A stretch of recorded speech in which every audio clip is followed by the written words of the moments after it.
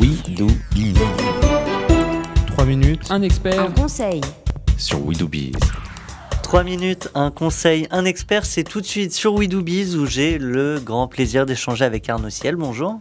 Bonjour Thomas Bensazon. Arnaud Ciel, vous êtes dirigeant de l'entreprise CA+, également auteur de l'ouvrage Comment trouver et fidéliser vos clients aux éditions Duno. Et alors, en préparant cette chronique, vous m'avez proposé un angle bien particulier.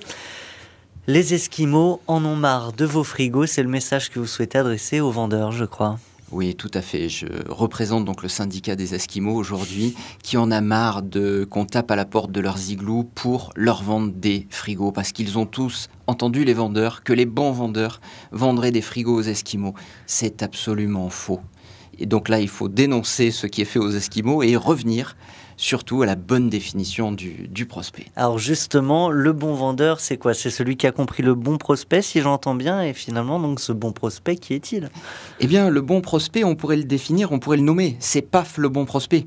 Parce qu'en fait, il a 3 qualités. Et ces 3 qualités, elles peuvent se résumer dans ce sigle, PAF. PAF le bon prospect. Est-ce qu'on peut développer? Volontiers. Le premier P, la pertinence.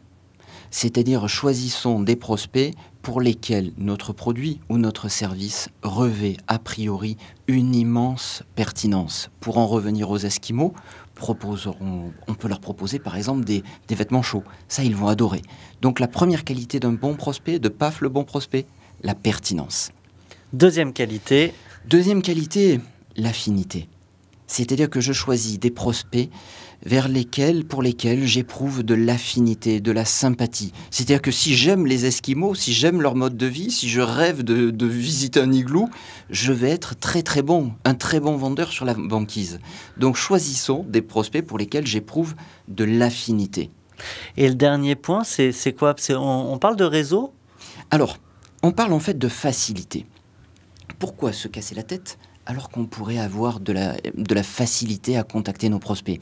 Et effectivement, vous avez raison Thomas, on peut par exemple choisir des prospects auprès desquels je pourrais bénéficier d'une recommandation.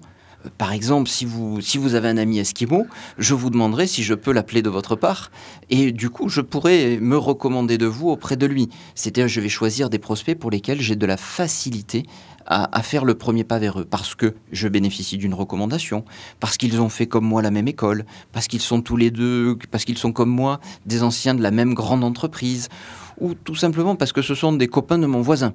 Donc finalement, on entend souvent, parfois des entrepreneurs dire « mais moi, j'ai pas de réseau ». En réfléchissant bien, on a tous un réseau?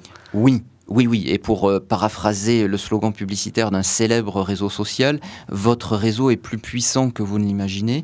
Nous avons tous un réseau. On est tous allés à l'école, on a tous des voisins, on a tous des copains de sport, de passion, de je ne sais quoi. Notre réseau, bien entendu, on l'a tous. Et simplement, on répugne parfois, par timidité, par pudeur, à s'en servir. Non, servons-nous-en.